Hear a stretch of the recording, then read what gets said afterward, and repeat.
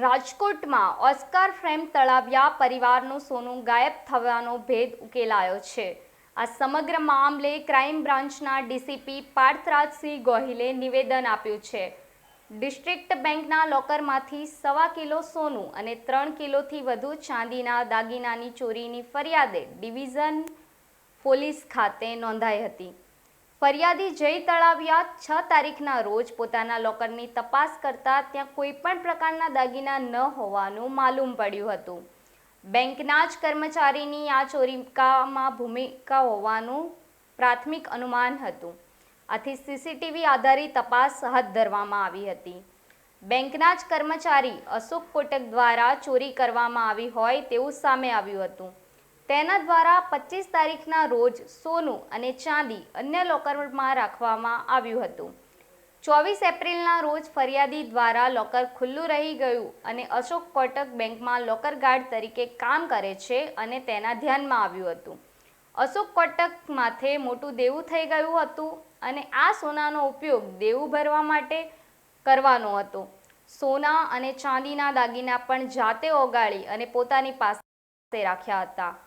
Police પ્રશાસન દ્વારા અશોક કોટકની ધરપકડ કરવામાં આવી અને સોનું ચાંદી પણ રિકવર કરવામાં આવ્યું છે।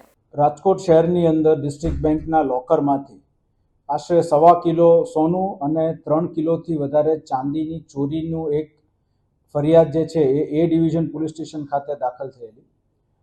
ફરિયાદી જે છે જય તળાવિયા તેના ધ્યાન પર એવું આવેલ કે 6 તારીખના રોજ જ્યારે લોકર ચેક કરવા ગયા ત્યારે તેમના લોકરમાંથી કોઈપણ પ્રકારના સોનાના દાગીના જે હતા એ ત્યાં હાજર ન મળી આવે અને તેના આધારે તેમણે પોલીસને તાત્કાલિક જાણ કરી। ગુનાની ગંભીરતા, બનાવ સ્થળ અને જે રકમ ગયેલી હતી એટલે કે જે સોના ચાંદીના દાગીના ગયા હતા તેનું જે અમાઉન્ટ હતું એને ધ્યાનમાં રાખીને માનનીય CP sir Brajeshkumar Jha sir અને અધિક પોલીસ કમિશનર મહેન્દ્ર બગડિયા સરનાઓ દ્વારા જોઈન્ટ ટીમ્સ બનાવવામાં આવી હતી, જેની અંદર ક્રાઇમ બ્રાન્ચ, એલસીબી ઝોન 2, એ ડિવિઝન પોલીસ સ્ટેશનની ટીમ્સ બનાવીને અલગ અલગ દિશાઓમાં તપાસ શરૂ કરવામાં આવી હતી।